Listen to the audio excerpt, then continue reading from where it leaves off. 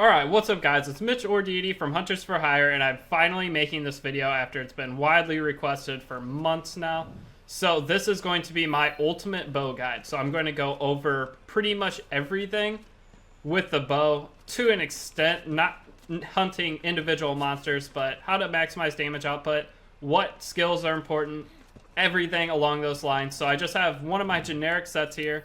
It's actually not one of the sets I even use, but this will be good enough to go over for this guide. So here are the stats on this bow. No food skills, nothing like that. So the damage I'm doing to the pole is going to be just normal damage. So first I'm going to sit here and talk, before I go into damage, about skills. So with elemental, alright, so a lot of you think that the Sarah Coil Bender is the best bow in the game. You're very, very wrong.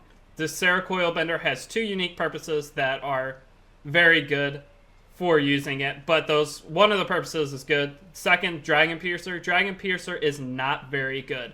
You can kill any monster faster by using an elemental bow of whatever monster or that monster is weak against. So don't think Dragon Piercer. A lot of people, I see this comment so much. They're like, but when I talked about my strongest bows, they're like, what about the Sarah Coil Bender? No. It does pretty good damage. I'm not going to lie. That bow does pretty okay damage to everything, but it is by far the fastest way to kill monsters. So, talking about that real quick, Dragon Piercer is only affected by raw damage. Element doesn't play a factor into it. If it does, it doesn't play the same factor that it does into a regular shot coming off a bow. Same with jump shots. So, the Sarah Coil Bender having that super high raw attack is going to be your best bet when going for Dragon Piercer or jump shots off a wall. The jump shots off a wall is probably the fastest way to kill any monster. It is, because you get 7 shots, but it's not viable against everything. So like monsters in the arena, I made a bow build video on that, which is completely wrong because I said jump shot affects it. Jump shot doesn't affect it. Jump shot only affects mounting damage. So that video is pretty good, and as an example as to why jump shot's the strongest thing in the game with bows. But take away the that and put a critical boost jewel on there. But with jump shot, it hits 7 times, and all those are going off your raw damage. Whenever you do, or mainly raw damage. Whenever you do regular hits, it has much more of an elemental effect. So just saying that going into it. I might talk about that more later, but for right now, I want to get into the video. And for this, please watch the full video because I will be covering everything. And one thing I say at the beginning will probably relate to something at the end. So this video is going to be very, very long, most likely 30 minutes I could see it being. But now we're going to get into the skills, though. Fire attack 3 on this, critical eye 3. Affinity is very important. With all your elemental sets, you're going to want to run Rathalos Mastery because that's going to give you a bonus to any element damage. And that's how you get a lot of extra damage on all elemental bows. So, very important skill to have. And Constitution, I'm going to cover a section on stamina. Overall stamina, what the best ways to manage that is. So with Constitution, you're also going to be drinking a Dash Juice. Dash Juice counts, I think, as 3 points of stamina, or as Constitution, and there's a max. So Constitution level 3 plus Dash Juice actually is kind of redundant in a way. If you could also use Stamina Surge instead, so then you would basically have Constitution 3 plus Stamina Surge with just those two, and that might be overall better, but that's something I'm still investigating. But Constitution is a very good skill. Stamina Surge is another very good skill to have in here. It mainly depends on the overall way you're playing the bow. So if you're dashing around a lot, Constitution is going to have more of a better effect. If it's a monster, it's going to be falling down a lot, and you're going to be constantly using one of these combos I'm going to show you shortly. I'm going to talk about the best combos to use to output damage and actually show numbers with it, and also talk about Mind's Eye. But it kind of depends a lot on the playstyle of the monster and how you're fighting. So you don't have to be the perfect bow user. This is going to just show ways to possibly improve on how you're using the bow. But then 2 abilities that are very, very good to have and important are normal shots and spread power shots. Spread power shots, in my opinion, is the more important one because you're hitting with more arrows. So you're getting a bonus on more arrows throughout that. Normal shots is a good extra skill to have. These both add a 10% bonus to whichever arrow you're firing. So a 10% base damage bonus over your raw attack, I believe. I don't believe it affects element. Could be wrong on that. There are certain things that if I do say something wrong, please comment them down in the comments so I can favorite them, so that if you're watching this video and you think something's wrong, you go down, see all the top comments of the video, and know if something is off or if I did possibly say something wrong, because I'm going to be talking about a lot. There's a big chance I'm going to slip up on something. But spread power shots and normal shots are very important. Bow Charge Plus. Bow Charge Plus is a very, very powerful addition that you can have into your bow builds. There's a few things. I don't know, honestly, if Bow Charge Plus having it is your best option for DPS, but it does help a ton. The way I use bow, it is the best way to output damage. But I'm going to show something actually really funny here. Probably one of the first things to show. But it does help tremendously. And then Mind's Eye Ballistics, that is something that's like widely talked about, that I want to talk about here as well and show damage numbers for it and its actual purpose. So those of you that are wondering why some people don't use Mind's Eye Ballistics and why some people do, a lot of it depends on the monster you're fighting. So I'll talk about that in its own subsection as well. So first off, I'm going to start by going over to the poll and I'm going to start without using the Mighty Bow Jewel. So I am going to just leave that spot blank. So if you don't have Mighty Bow Jewel, but you're using a set similar to this, you would probably put a critical boost jewel in there instead. So coming over to here, without Mighty Bow Jewel, as you can see, you are going to have 3 charges. That's it. And then it restarts at the beginning. So 3 charges, that's all you get. And with this, your best combo for overall damage that I have found is going to be power shot, regular shot into a power shot again. So that is going to use all level charges of your bow. But if you see, you only have 3 charge levels. So this would be that puts you into first, that puts you in second, and then your third would be that. And no matter what, if you're ending a combo after a normal shot into a power shot, it's going to come out as a leveled power shot. So it's always the best way to end all of your combos is on a power shot. But then also, whenever you're using, without Mighty Bow Jewel, whenever you dash, you can, and you shoot, you dash, you shoot, but then once you shoot again, you're back into no charge whatsoever. With Mighty Bow Jewel, you're actually back into a charge, which I'll show later. So with this, your best bet is after a dash, you're going to normal shot, and then power shot, because you're getting the most out of each dash. So that is going to be your best way to output damage without Mighty Bow Jewel on a dash attack. So dash, fire, boom. And then, but one other thing is, once you dash once, charges once, if you dash again, you are automatically back. Instead of if you dash once, or hold on, let me reset this. If you dash once, you get to charge again and can go into that. But if you decide you dash once and you dash again real quick and panic, then you can end it with that, but you cannot do the normal dash combo. So let me explain that again. So whenever you double dash, you cannot shoot twice or it goes back, because you used up 2 levels of charge through dashing. So you cannot double shoot after that. So your best bet is to do that right after and do your power shot. So coming up to this, like I said, your best damage combo is going to be that. So pumping that out, I'll put damage numbers on the screen now, what you're going to be getting. And this is with Mind's Eye in. So as you can see, on a normal shot, I'll talk about Mind's Eye now real quick. So 32, that's a critical hit. 25 is non-critical. But if you get too close, the bow actually loses damage. See, a normal shot does 21 instead of 25. So you're losing a considerable amount of damage off that. But once you step back, 25. So I believe you can go to about right here and it'll still be 25. Yep. So you can see you can get much closer. And a critical on it is 32. I get a lot of criticals. So 25, you get a little bit closer. Still showing 25. So you basically have to be inside of it. Sometimes it glitches and lets you still do it. See, that was a critical hit, but it was a 28, which means that was too close, 21. So it makes it to where you can get much closer to monster, which is very important whenever you're doing this combo.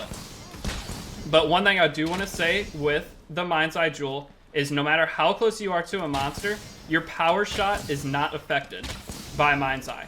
So all in all, it only affects your normal shots. Your power shot is going to do 20 to 27 damage with this set, for example, no matter how close or far away you are. like, unless you reach a certain point of far away, which if I get to about right here and do it, see, it's doing 10. So if you get too far away as well. So there are two different things. If you get too far away with Power Shot is an up-close shot to use, and it's not affected by Mind's Eye. Now, Normal Shot is a medium-range shot that does most damage mid-range, but if you get too far away, okay, it has a lot of range. Alright, come on. Alright. There we go. You can see you have to be this far away to get a damage reduction, which that's a far shot on a monster. So it just shows that bow is, you have a lot of range that you can use with bow. So that shows with Mighty Bow Jewel on. But with the combo, I'll show the numbers again. I'll talk about a few different things real quick. So with the Mind's Eye Jewel on, you are going to do 593 damage with a critical boost Jewel on. You are going to do 588 damage with this combo, with this weapon in particular, with that slot empty. But if you fill that empty slot with a critical boost Jewel, you're going to be looking at a little bit more damage instead. Now, taking off the Mind's Eye Jewel, let me go over here and just take it off, just to show you the difference in how far you have to be from the pole. So take Mind's Eye off, get out of here. So we'll go back up into it. So getting up close, you can see 21 damage and 28 damage. That's a critical on a weakened shot. 21 still. 25. So you have to be this far away in comparison to, you could be all the way up to here, but once you are pretty much touching the monster, it goes away. So you would have to be to about, let's find the exact distance. Still good. All right, so weaken there. So you have to be this distance away from the monster. So from this distance away, once you go in to start doing your combo, this affects you more with Bow Charge Plus. But as you can see, that last shot was spread so wide that you missed a lot. So in a lot of cases, it's better to have Mind's Eye, because whenever you're up close, you're getting that boosted damage, and you're hitting all of those shots. And because you miss 2 of those arrows in your final combo, you're losing 110 damage with this set, for example. But with any set, you're losing 100 damage possibly if you miss 2 of those arrows alone. So Mind's Eye is very, very good when using against especially Kirin monsters that are tiny targets that are hard to hit up close. But that's where it kind of comes into play, that you can change it up depending on how or which monster you're fighting. If you're fighting a monster with a big face, like maybe Valhazak, well, Valhazak obviously has a short targeting arrow as well, or area. So maybe against Xeno'jiiva in his hand, it's a pretty wide target. So that might be one that you could be better off not using Mind's Eye. You could use a critical boost on that instead, and you'd be pretty good overall. But like I said, it only affects your power shots though. Or it doesn't affect your power shots whatsoever having Mind's Eye. But it does affect your normal shots. So this way you could be closer when doing the normal shots, so your power shots do end up all hitting. So that's the overall purpose of that. So we're going to go ahead and change our equipment, or actually, yeah, we're going to change our equipment. I want to show you guys some other thing I was working on. So one thing that you normally see with, I haven't really got to do much with this yet, but I just want to use it as an example to talk to you guys. We have attack boost 4, fire attack 4, weakness exploit 3, maximum might 3, critical boost 2, and spread shot 1. So I know what you're thinking with this. You're like, why in the world would you have maximum might on a bow set? So this is an example of possibly the best way to output damage consistently with the bow, but it doesn't have a general use. Like, the problem with this comes into play that you can't do this all the time. So there's no Mind's Eye on it, because all we're going to be doing is this right here. And if you do this combo as fast as possible, so you don't want to do that. If you just sit here and do this as fast as you can, 29 damage per hit on most hits, because you have an overall good affinity. It's going to be well over half because of maximum might level 3 and weakness exploit. You can just sit here, and every time you do that, you get 29 times 3 damage, which is a lot of damage. Hold on. How much is that? 29 times 3. 87. I didn't want to say some stupid number and look dumb, so I have a calculator pulled up at the ready. But every time you do this, 87 damage. 87, 87, 87, 87. It's very fast, But the problem is the monster's not always sitting still on the ground. So then whenever you're dashing around trying to get the monster on the ground, you are then wasting wasting your skills overall. So in a way, it could be the fastest, highest damage output way to deal, or best way to deal damage, highest damage output. But the problem is you don't always have the opportunity to continually spam that. So all in all, probably not going to be the best way to use bow. But it just shows that pretty much everything is viable on bow if you want to try to use it in a regularly used way. But we're going to go back now and click this, and it's going to re-equip, and it's going to have the Mighty Bow Jewel on this time. So now with the Mighty Bow Jewel, this is what the Mighty Bow Jewel does. So normally you only have those 3 charges. This gives you a 4th charge option, which lets you extend all of your combos. So the maximum damage output combo that I was able to find after testing it is not this, but this is one example of it. But it's going to be this, into this. So it's going to be power shot, regular shot, power shot, regular shot, power shot. So with that, 3 of your shots aren't going to be affected by Mind's Eye.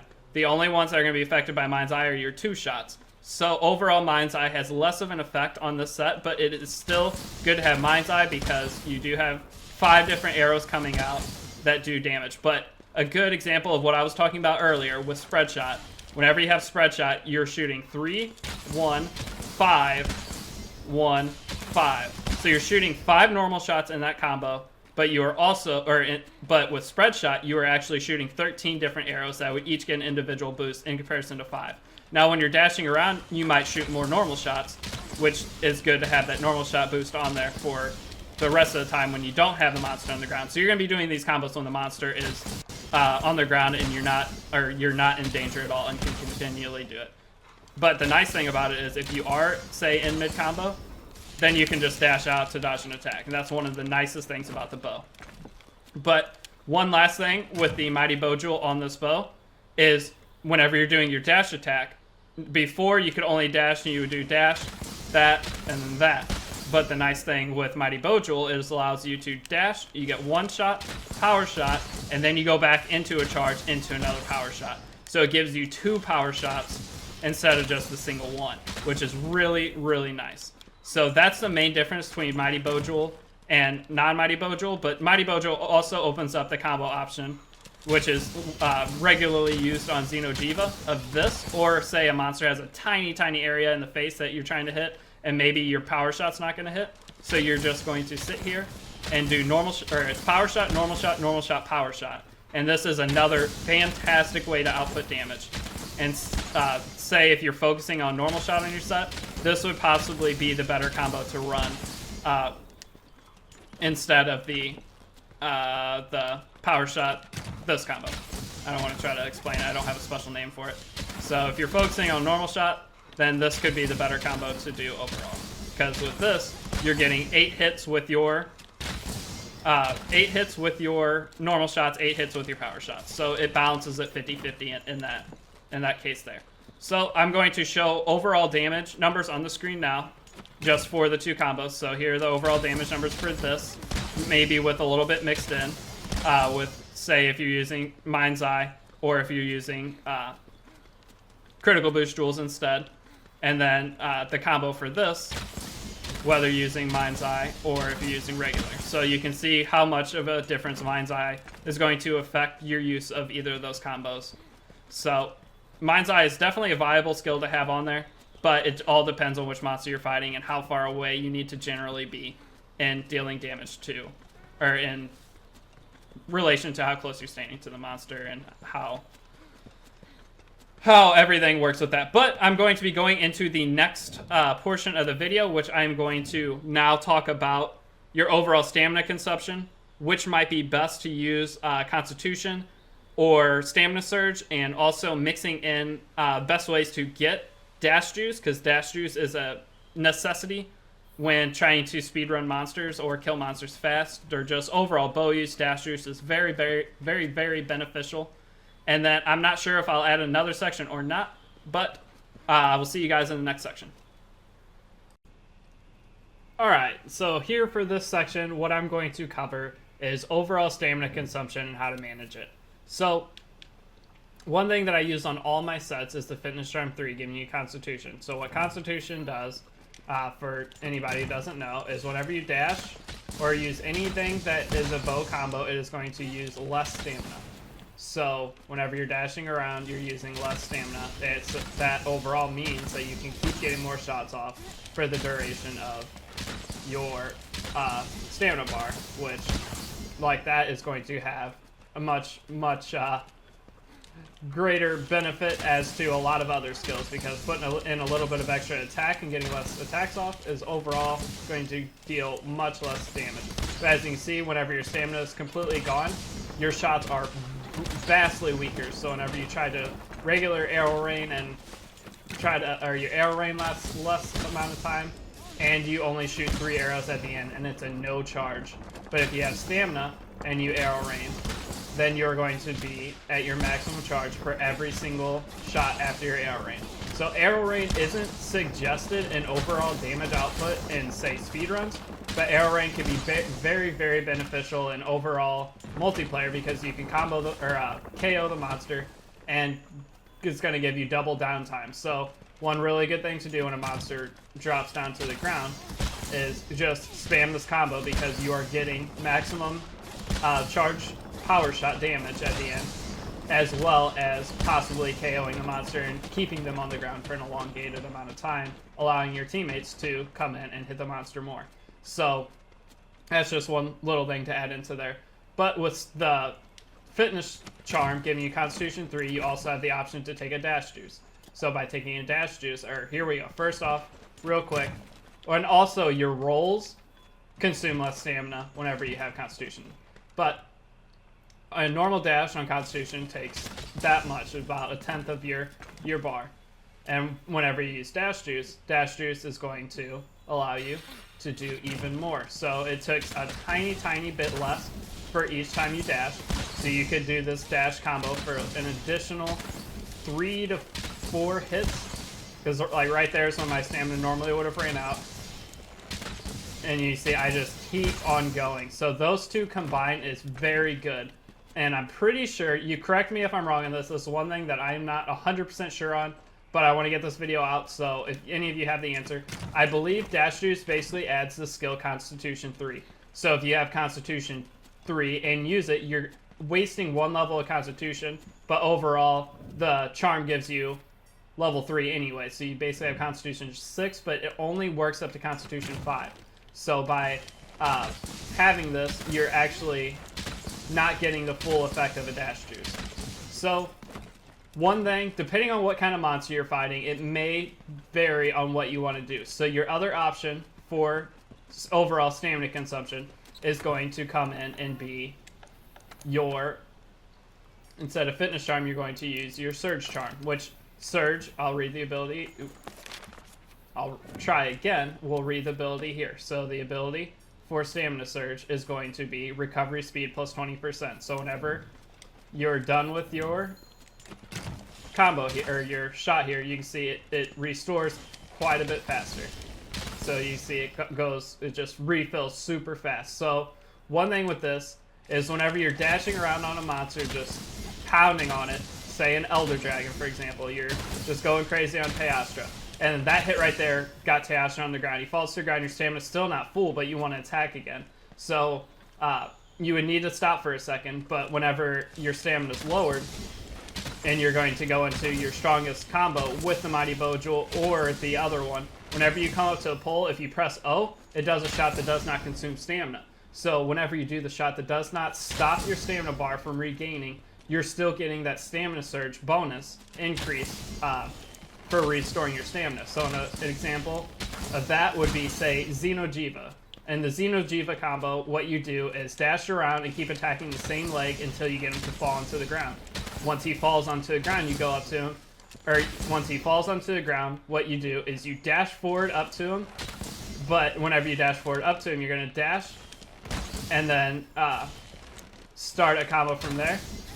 And then you go into this after. So when Xeno'jiiva falls for the first time, his arms are just laying there. You dash forward, you do the single combo, and then you'll step away, and then you'll go into this combo here.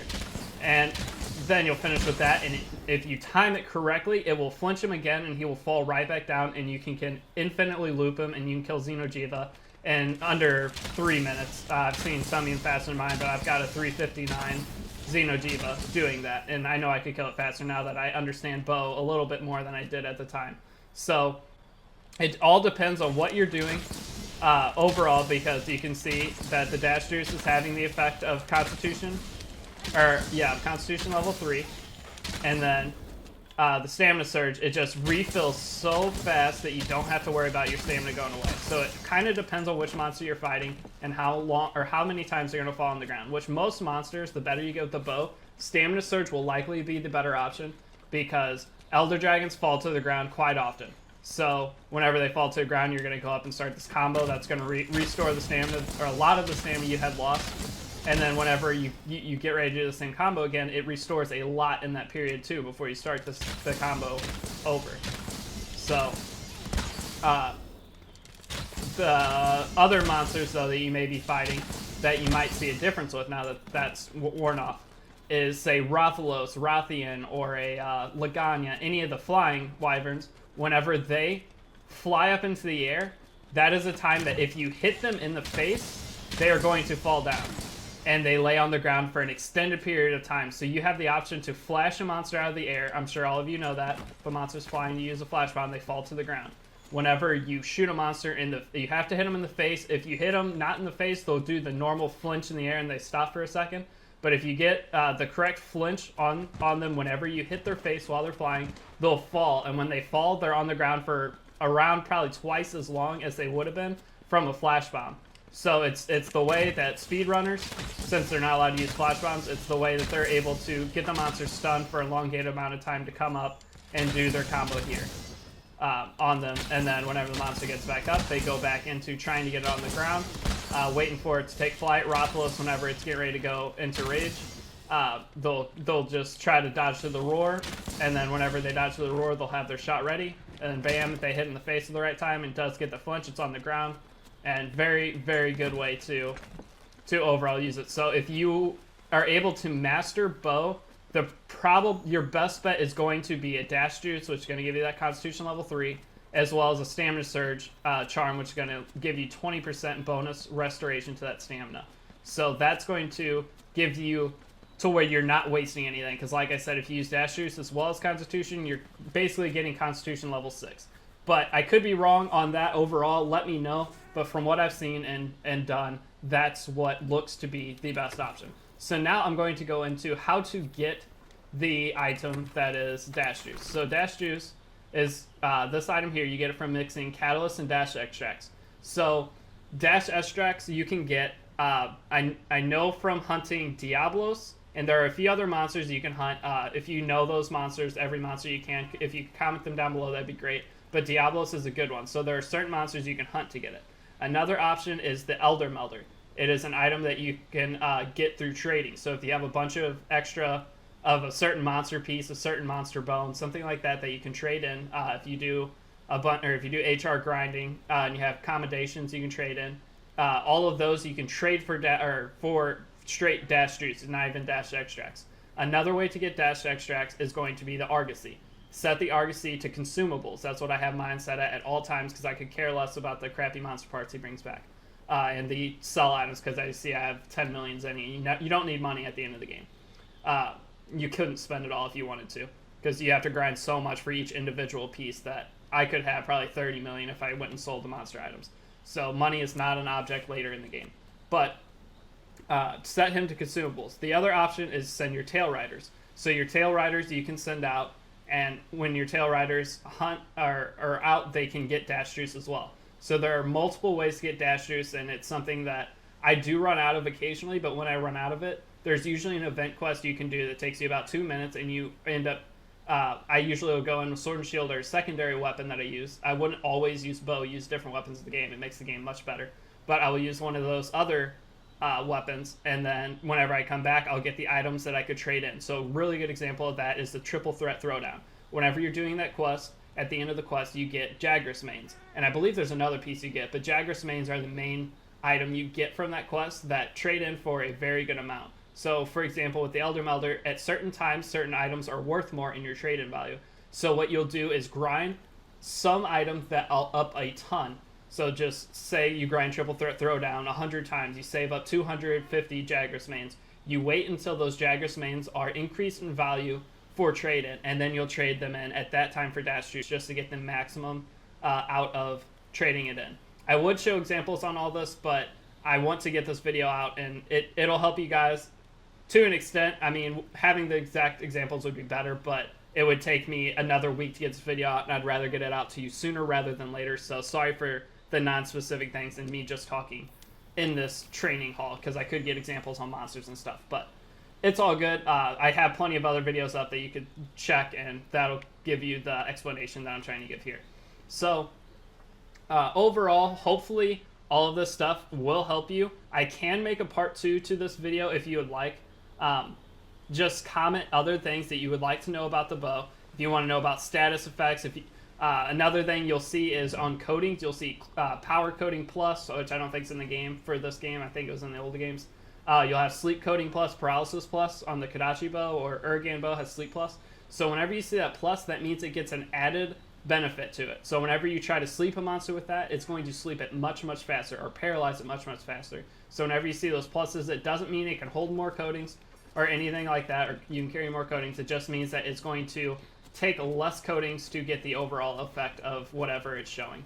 And that's really all I have for this tutorial. So like I said, I can make a part 2 if there's a few other questions you guys have. If you have any questions, comment them down below. I will be live streaming on Twitch. My Twitch will be in the description. If you want to click that link, see if I'm live, then you can directly ask me that question. You'll get an answer much quicker. If I'm not live, just leave a comment on the video, and I do reply to pretty much every comment. I try to stay on top of it. It's been a little bit crazy lately. We're about to hit 2K subs, so thank you for that.